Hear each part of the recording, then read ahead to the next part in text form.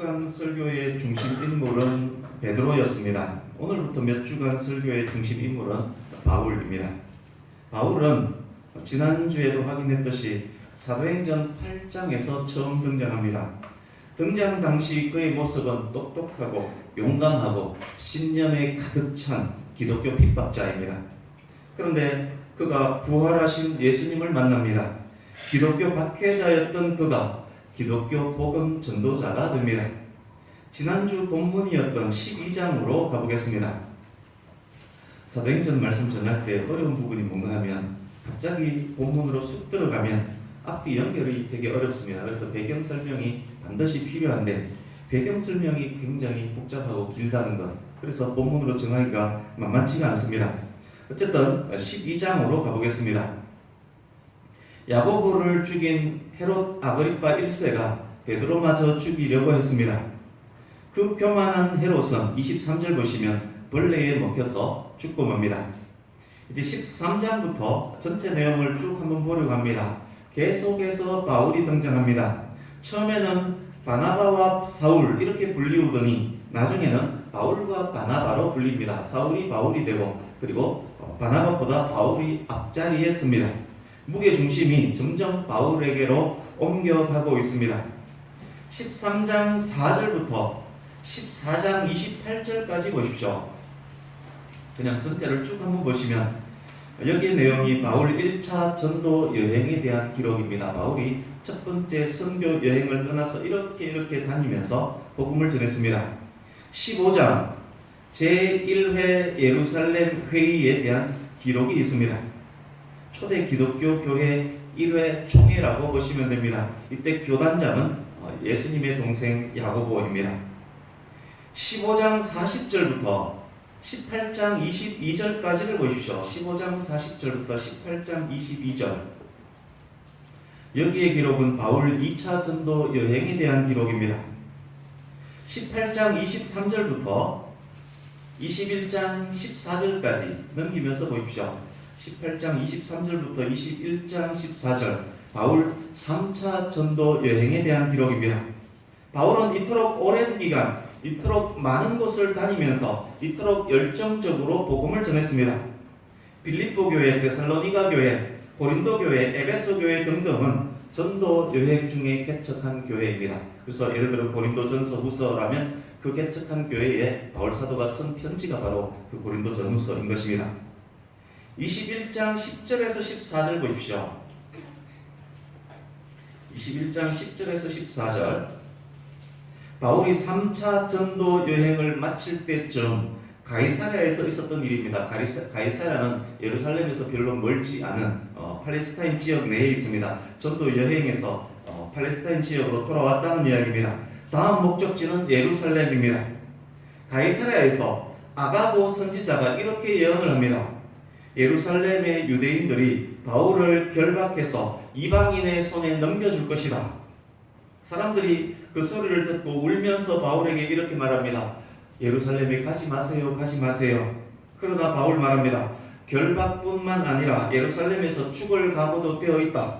아무도 바울을 말릴 수가 없었습니다. 21장 18절. 바울이 예루살렘에 도착했습니다. 초대교회 교단장 야고보를 만나고 있습니다. 위대한 두 사도가 지금 한자리에 있습니다. 유대 기독교 교회 대표자 야고보, 이방 기독교 교회 대표자 바울이 한자리에 있습니다. 이때 베드로와 요한이 위상이 크지만 이 지역에 예루살렘에 없었기 때문에 지금 위대한 두 사도 야고보, 바울, 위대한 두 사도입니다. 마치 로마서와 야고보서가 진리 안에서 화합하면서 마주보고 있는 듯합니다. 21장 30절 보십시오. 바울이 예루살렘에 오자 벌떼같이 덤벼드는 사람들이 있었습니다. 유대인들만의 아집으로 인해 오해와 근거 없는 소문으로 인해서 온 성이 바울을 향해서 소동합니다. 바울을 잡아 성전 밖으로 끌고 가서 성전 문을 닫아버립니다. 바울을 성전 밖으로 끌고 가고 문을 닫아버립니다. 지금 돌에 맞아 죽게 될 상황에 이르렀습니다. 21장 32절. 로마 군대의 천부장은 1000명의 부하를 거느린 지휘관입니다. 한국 군대에 비교하면 아마 대령급, 연대장급이 될 듯합니다.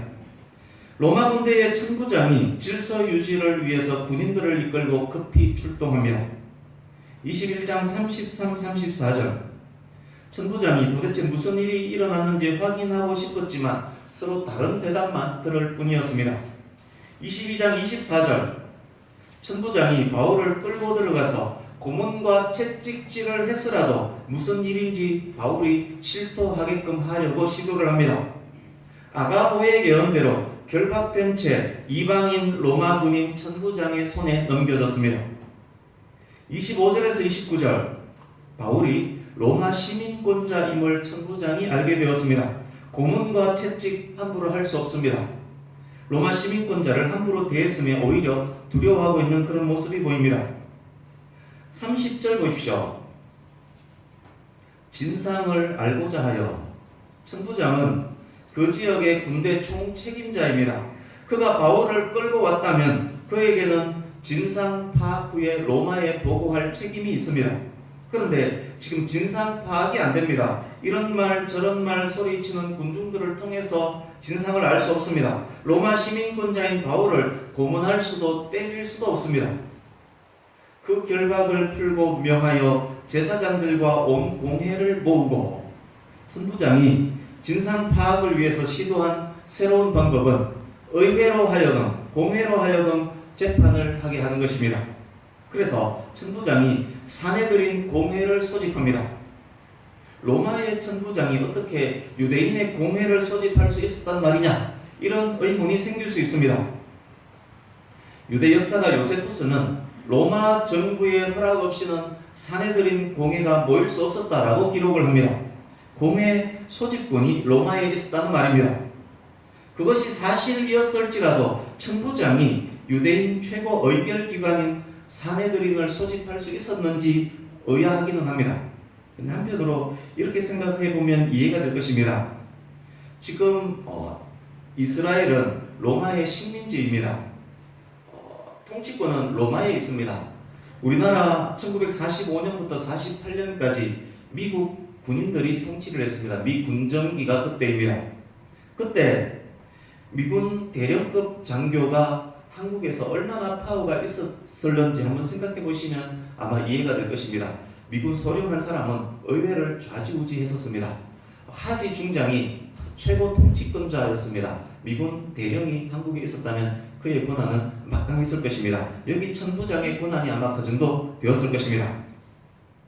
또 전체 흐름을 생각하면 또 자연스럽습니다. 이 건은 공회 회원들도 관심을 갖고 있는 사안입니다. 유대인들이 바울을 처치하려 한다면 로마 관리의 승인이 필요합니다. 로마 입장도 비슷합니다. 본의 아니게 이 사건에 개입했습니다. 그런데 이 건이 로마 시민권자와 연관이 되어 있습니다. 진상 파악이 반드시 필요합니다. 사내들인 공회는 유대와 관련된 사안을 다루는 유대 법정이었기 때문에 조언을 구하기에도 적절한 기구입니다. 그렇다고 이 모임이 공식적인 모임일 필요도, 공회의 조언이 공식적 조언일 필요도 없습니다. 유대 법정을 통해서 진상만 파악하면 되는 것입니다. 그래서 천부장과 공회가 손뼉이 맞아서 무리 없이 소집되었습니다. 공회 앞에 바울이 있었습니다. 여기까지가 23장 오늘 본문의 배경입니다. 이제 본문 23장으로 들어갑니다. 1절 이전에 다른 절차들도 있었을 것이지만 누가는 바울이 진술하는 장면부터 기록하면서 바울에게 주의를 집중시킵니다. 바울이 말을 시작합니다. 여러분 형제들아, 오늘까지 나는 범사의 양심을 따라 하나님을 섬겼노라. 사도행전 24장 16절을 읽어보겠습니다. 24장 16절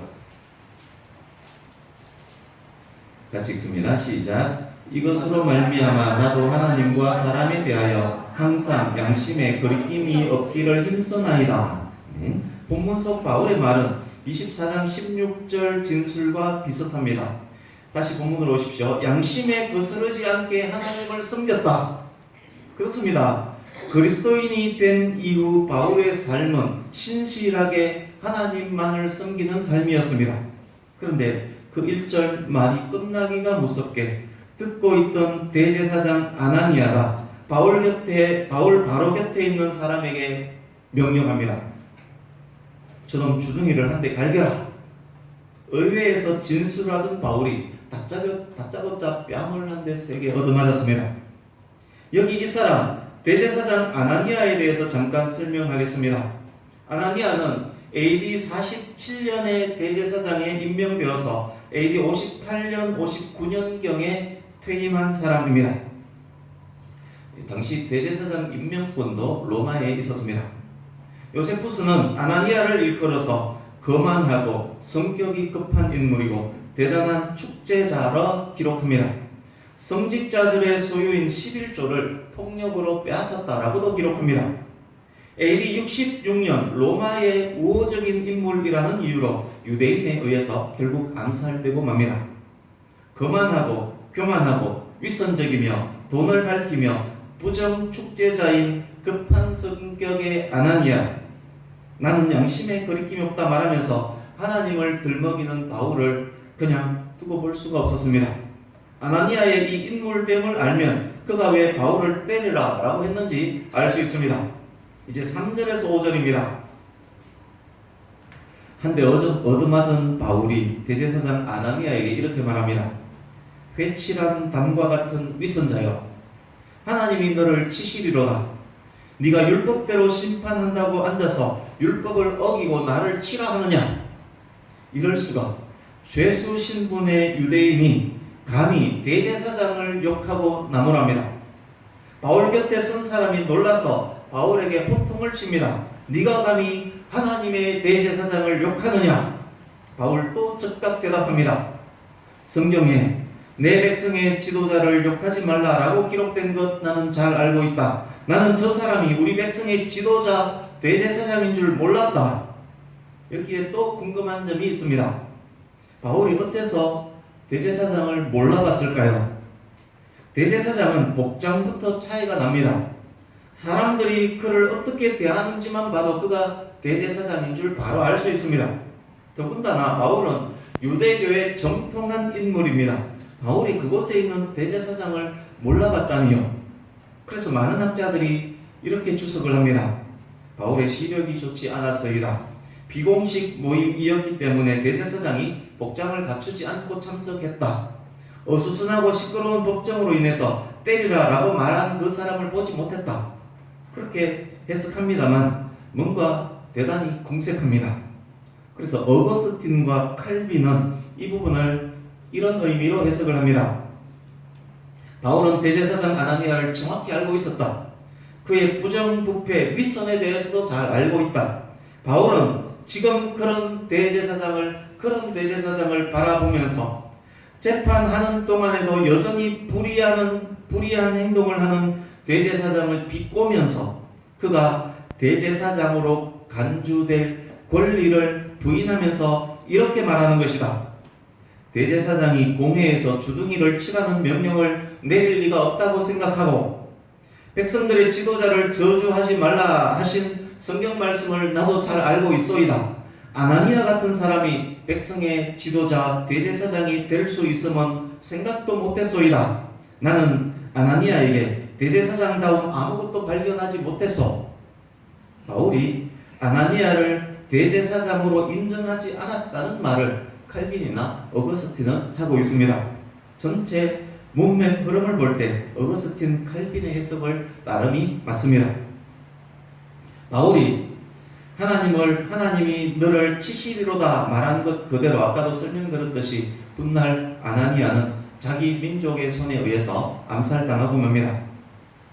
이제 6절입니다. 바울이 지금 공회 앞에 서서 말을 하고 있습니다. 사내들인 공회는 사두개파와 바리새파의 대표들로 구성이 되어 있습니다. 그러나 이 두 팀은 기본적으로 의기투합 불가능한 두 팀이 하나로 합쳐질 수 없는 그런 팀입니다. 두 팀의 신학과 추구하는 방향이 다릅니다. 간략히 비교 설명해 드리겠습니다. 사두개파는 친로마 성향을 갖고 있습니다. 바리새파는 반로마 민족주의자입니다. 그러니까 옛날 우리 식민지 당시로 생각하면 사두개파는 친일파고 바리새파는 반일파입니다. 그래서 사두개파는 고위직책에 많이 있습니다. 바리새파는 학자들이 많습니다. 서기관, 학자들이 바리새파에 많이 있습니다. 사두개파는 굉장히 보수적입니다. 모세 오경만을 성경으로 인정을 합니다. 그러나 바리새파는 진보주의 성향을 갖고 있습니다. 사두개파는 내세를 믿지 않고 부활, 천사, 영 등등 초자연적인 것을 믿지 않습니다. 바리새파는 그것을 다 믿습니다. 이들의 확연한 차이는 예수님 당시를 통해서도 알 수 있습니다. 누가복음 20장에 이런 내용이 있습니다. 부활이 없다고 생각하는 사두개인 몇 사람이 예수께 와서 이렇게 말합니다. 예수님, 부활은 없습니다. 생각해 보십시오. 부활이 있다면 이런 경우 어떻게 될지 생각해 보십시오. 라고 어쩌고 저쩌고 예수님께 막 말을 합니다. 그때 예수님께서 말씀합니다. 사두개인들이 믿고 고수하는 모세 오경을 근거로 예수님께서 말씀합니다. 아브라함의 하나님, 이삭의 하나님, 야곱의 하나님이라고 기록되어 있지 않느냐? 하나님은 살아있는 자의 하나님이시다. 아브라함도 이삭도 야곱도 하나님 안에서 살아있는 자이다. 부활이 없다면 어찌 이 말씀이 있을 수 있겠느냐? 그러자 질문했던 사두개인들은 우물쭈물 말도 없습니다. 그때 서기관 중 한 사람, 즉 바리새인이 나서서 예수님께 말합니다. 예수님 말씀이 옳습니다. 사두개인 저놈들 참 이상해요. 오늘 본문도 비슷합니다. 바울이 이 모든 사실, 사두개파와 바리새인들이 다름을, 이 모든 사실들을 정확히 알고 있습니다. 이 상황을 매우 지혜롭게 활용합니다. 이렇게 활용합니다. 여러분 형제들아, 나는 바리새인이다. 바울은 자기 자신을 바리새인 중에 바리새인이라고 이야기를 했습니다. 나는 바리새인이다. 나의 조상도 바리새인이었다. 죽은 자의 소망인 부활로 말미암아 내가 신문을 받는다.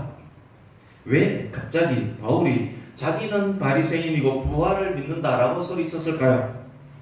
부활을 믿기 때문에 신문 받는다는 것은 또 무슨 의미일까요? 바울의 노림수는 다양합니다. 다양할 뿐만 아니라 강력한 자기 주장까지 포함이 되어 있습니다. 표면적 이유는 이렇습니다. 관심을 다른 곳으로 돌려서 슬쩍 시간을 번다. 분열을 조장해서 서로 싸우게 만들고 그 틈을 이용해서 위기를 벗어난다. 끝으로 보이는 노림수는 이겁니다. 그러나 그것이 전부가 아닙니다. 심오한 이유가 있습니다. 그들이 서로 싸우는 모습을 통해 모습을 천부장에게 보여주므로 그들 주장의 신빙성을 떨어뜨리려고 하고 있습니다. 천부장이 그것을 보고 이것은 종교적 문제구나.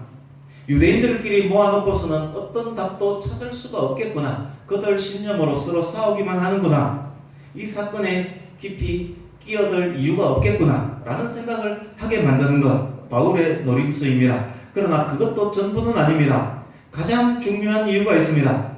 내가 부활로 말미암아 신문 받는다. 이 말과 관련됩니다. 바울은 아시듯 다메섹에서 예수님을 만났습니다. 분명 예수님은 못 박혀 죽었었고 분명 무덤에 묻혔었는데 그 예수님을 바울이 직접 만났습니다. 이게 무슨 의미입니까? 예수님은 살아계시다는 말입니다. 죽었었지만 부활하셨다는 말입니다. 그래서 바울이 지금 공회에서 이 말을 하는 것입니다. 여러분, 나는 예수님을 만났습니다. 예수님은 부활하셨습니다. 나는 부활을 믿습니다. 이것이 기독교의 핵심 교리입니다.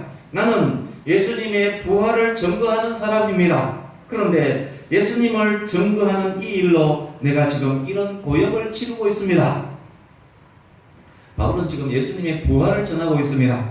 바울은 자기가 경험한 부활의 예수님을 전하고 있는 중입니다. 7절, 본문 7절입니다. 바울의 말은 즉각 효과를 나타냅니다. 바리새인들과 사두개인들이 각각 팀이 되어서 서로 싸우기 시작합니다. 어떻게 바울의 그 말에 이스라엘의 대표라 할 수 있는 그 잘난 공회원들이 서로 그 자리에서 싸울 수 있을까? 그렇게 생각할지 모르겠습니다만 신학적, 종교적 신념의 문제, 자존심, 자부심, 권위와 관련된 문제는 살짝 건드려도 큰 싸움이 날 수 있습니다. 거룩함을 외치는 목사님들이 만약 엉켜서 싸운다면 대부분 그런 문제들 때문입니다. 9절 보십시오. 바리새인 서기관 중 몇 명이 일어나서 이렇게 말합니다. 우리가 바울을 보니 악한 것이 없네. 영이나 천사가 바울에게 말했으면 어쩔 거냐? 10절입니다. 서기관의 말에 사두개인들이 저건 또 뭐여? 뭔 소리여? 소리칩니다. 반박에 반박이 이어집니다. 공회는 엉망진창이 됩니다. 큰 분쟁이 생겼습니다. 바울이 더 이상 말을 이어갈 수 없을 지경이 되었습니다. 이대로 두면 결국 바울은 양갈래로 찢겨질 그런 형국입니다. 천부장이 군인들을 동원해서 무리 속에서 바울을 빼내옵니다. 급히 로마군 영내로 이송합니다. 11절입니다. 한바탕 소동이 있었던 그날 밤이 되었습니다. 그 밤 바울이 되어서 바울의 마음을 어떠했을지를 한번 생각해 보십시오. 여러분이 바울입니다. 이런 경험을 했습니다. 찢겨 죽기 직전에 지금 이방인 영내로 들어왔습니다. 밤이 되었습니다. 이 바울의 마음을 기억하시면서 계속 들으시면 좋겠습니다. 그런데 그 밤에 예수님께서 찾아오셔서 말씀합니다. 담대하라.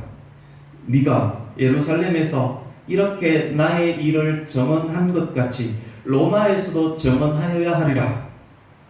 예수께서 오셔서 말씀으로 바울을 격려 위로하시며 힘을 주고 계십니다. 뿐만 아닙니다. 예루살렘뿐만 아니라 로마에서도 이렇게 정언하라 라고 명령하십니다. 바울이 로마까지 갈 것이란 말입니다. 예수님의 말씀은 이런 어려움이 너에게 있었지만 네가 많이 지치고 의욕도 많이 떨어졌겠지만 그러나 담대하라. 내가 너를 로마에까지 인도할 것이고 그곳에서도 나를 정언하게 할 것이다 라는 말씀입니다. 이제 정리하면서 말씀을 마무리해 가겠습니다. 날씨가 습도가 많이 차고 느긋해지고 그러지 않습니까? 정신 바짝 차리고 이제 마무리 때 집중할 수 있기를 바랍니다.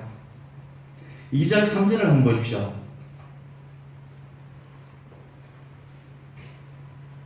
겉으로는 대제사장의 옷을 입고 있지만 본 모습은 회칠한 담과 같은, 회칠한 담은 칙칙하지만 거기에다가 페인트를 칠해서 겉모습 보기 좋게 만들었다는 이야기입니다. 본 모습은 회칠한 담과 같은 아나니아 대제사장입니다.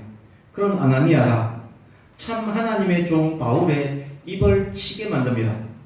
어디서 본 듯한 장면 아닙니까? 본문 표시해 두시고 마태복음 23장으로 가보겠습니다.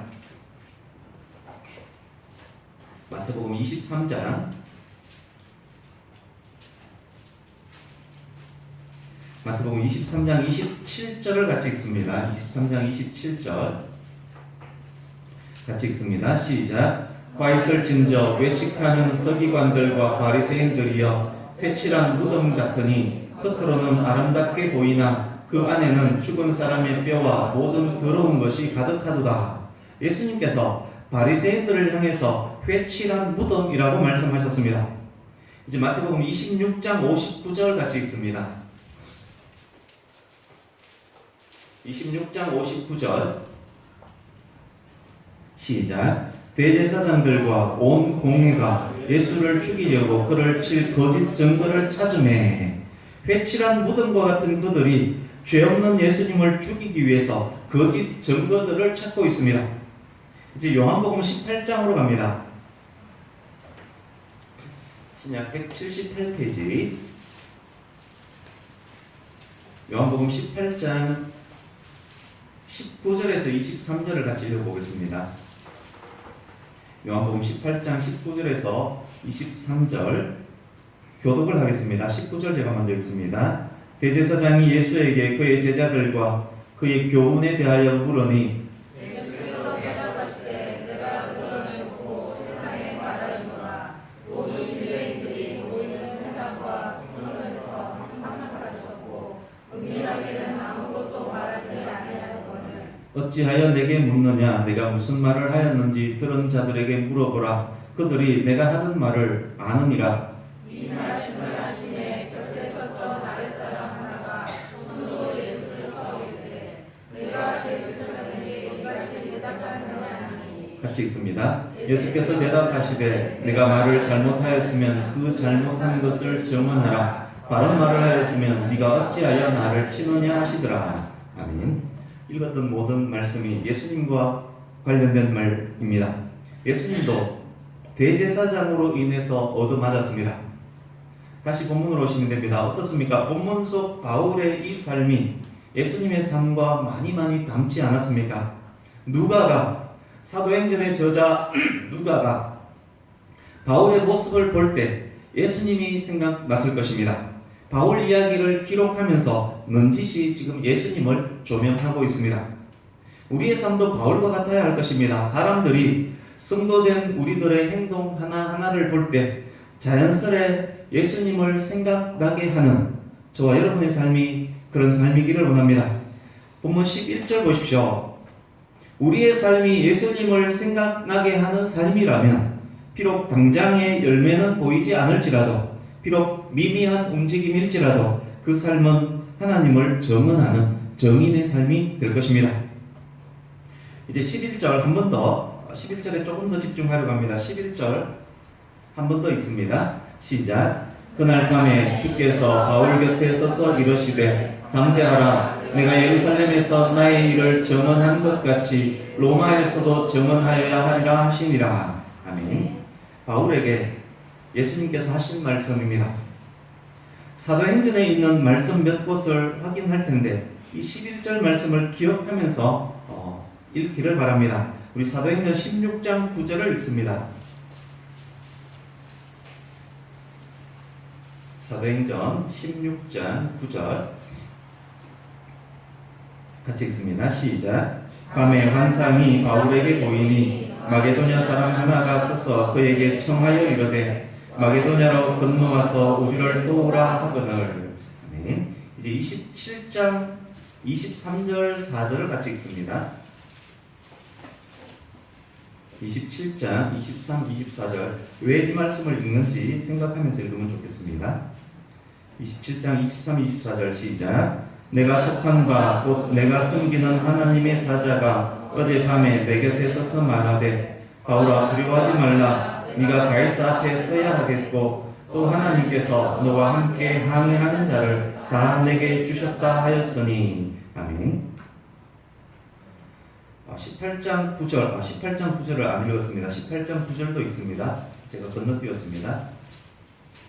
18장 9절을 먼저 읽었다라고 생각하고 18장 9절 같이 읽습니다. 시작. 밤에 주께서 환상 가운데 바울에게 말씀하시되 두려워하지 말며 침묵하지 말고 말하라. 아멘. 이제 본문으로 오시면 됩니다. 방금 읽었던 말씀은 사도행전에 기록된 바울에게 임한 환상들입니다. 결정적 순간, 위기의 순간에 임했던 바울에게 임했던 하나님의 말씀입니다.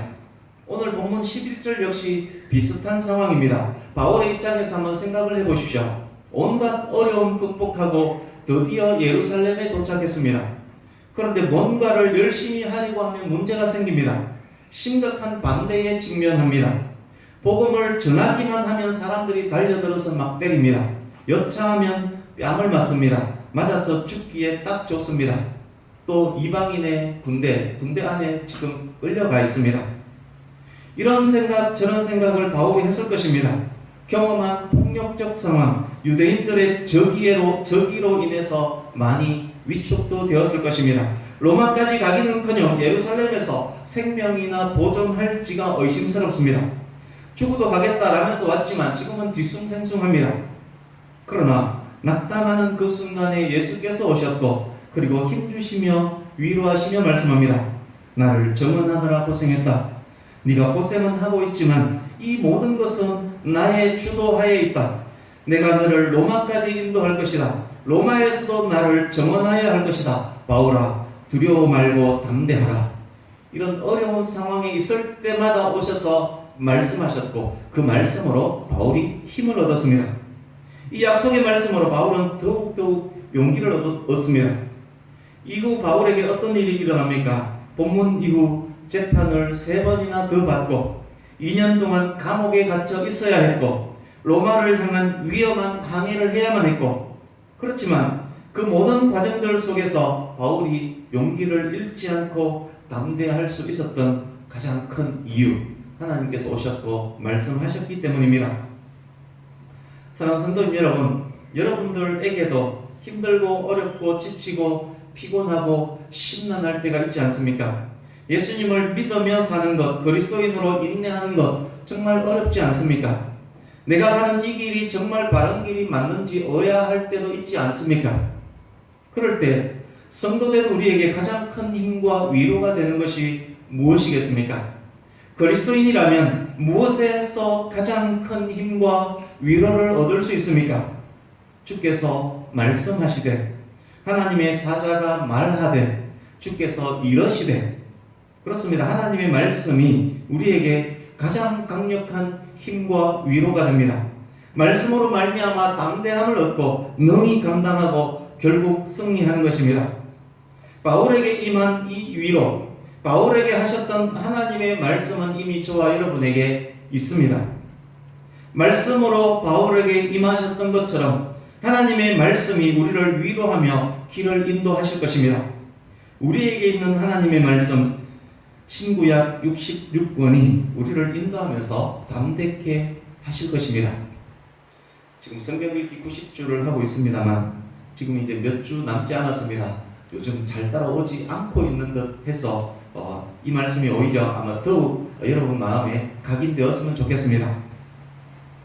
하나님의 말씀 안에 이정표는 항상 뚜렷하게 세워져 있습니다. 목사님을 통해서 강단에게 선포되는 하나님의 말씀, 그것 또한 인내하며 담대히 승리하도록 만들어줍니다. 힘들고 어렵고 낙심되는 일 속에 있습니까? 회칠한 무덤과 같은 세상이 여러분의 뺨을 후려치려고 하고 있습니까? 지치고 피곤하며 낙심이 됩니까? 도대체 무엇을 어떻게 해야 할지 모르겠습니까? 하나님의 말씀은 우리 발의 등이요 우리 가는 길에 비춰주는 빛입니다. 하나님의 말씀 속으로 들어가 말씀을 묵상하는 삶을 더욱더 살 수 있기를 바랍니다. 말씀 묵상과 함께 더욱 깨달아 알기 원합니다 라는 기도도 반드시 하시기 바랍니다. 또 하셔야 할 일 있습니다. 신실한 예배자로 살면서 예배를 통해 선포되는 말씀에도 더욱 집중하셔야 합니다. 뿐만 아니라 말씀을 전하는 목사님을 위해서도 꼭 기도하셔야 합니다. 그것이 여러분에게 큰 유익으로 돌아갈 것입니다. 강단에서 하나님의 말씀이 제대로 선포되는 것, 그러니까 얼마나 귀합니까? 그것을 위해서 성도라면 반드시 기도하셔야 합니다. 바울을 위로하시면서 동일하게 우리를 위로하시고 힘주실 것입니다. 어떤 환난, 어떤 역경도 침착하게 버티고 이겨낼 용기가 생길 것입니다. 박형진 상병이 분대장 되었다고 합니다. 오랜만에 표가 나오는데 군 생활이 얼마나 힘듭니까? 아무리 후방일지라도 군복 입었다는 그 자체가 힘듭니다. 어떻게 이길 수 있습니까? 말씀 암송한 것 힘들 때 묵상하면 그냥 힘이 생깁니다. 그래서 반드시 군인일 뿐만 아니라 여러분도 마찬가지 아닙니까? 아침에 출근하면 적과 같은, 괴물과 같은 그런 대상들과 싸우는 전쟁터로 나가는 것 아닙니까? 어떻게 이깁니까? 묵상한 말씀을 묵상하면서 그 말씀을 되뇌일 때 힘과 용기가 생기는 것 아니겠습니까? 그래서 우리에게 있는 이 성경 말씀 읽고 묵상하는 것 얼마나 중요합니까? 바울 보십시오. 지치고 피곤할 때 예수님께서 말씀하실 때 새 힘을 얻지 않습니까? 그리스도인의 힘의 원천은 하나님입니다. 하나님께서는 말씀을 통해 크게 역사하시면서 힘주십니다. 말씀과 함께 행하는 삶은 하나님과 동행하는 삶입니다. 말씀과 함께 행하는 삶이 예수 그리스도를 정언하는 정인의 삶입니다. 그렇게 하나님과 함께 행할 때, 그렇게 영광의 하나님께서 우리 앞에 행하실 때 하나님의 영광을 위한 문들이 열릴 것입니다. 우리가 하나님을 따라 행하면 하나님께서 가시는 그 길에 문들은 열릴 수밖에 없습니다. 자연스럽게 우리가 하나님을 따른다면 우리가 가는 그 길에 하나님의 영광을 위한 문들이 열리는 것입니다. 비록 당장에는 그 길이 좁고 힘들고 어렵고 매맞을 수 있을지라도 내 힘이 아닌 하나님의 능력으로 내가 가는 그 길에 문들이 열릴 것이고, 내가 순종하며 따르는 하나님으로 말미암아 승리하신 예수 그리스도로 말미암아 내가 세상을 이기게 되는 것입니다. 주께서 이 시간 저와 여러분 곁에 서셔서 바울에게 오셔서 서셔서 말씀하셨던 그 예수님께서 이 시간 우리 곁에 서셔서 말씀합니다. 낙심하며 지쳐있는 성도들에게 말씀합니다. 담대하라. 네가 여기서 나의 정인 된 것처럼 네가 가는 모든 곳에서도 나의 정인이 될 것이다. 변화된 환경이 당장에는 없을지라도 내게 주어진 하나님의 말씀으로 담대함을 얻어서 세상을 이기며 복음의 정인이 되는 우리 모두가 될 수 있기를 예수님 이름으로 축복합니다. 하나님의 영광을 위한 그 길 담대히 말씀으로 승리하는 우리 모두가 될 수 있기를 예수님 이름으로 축복합니다. 아멘. 기도하겠습니다.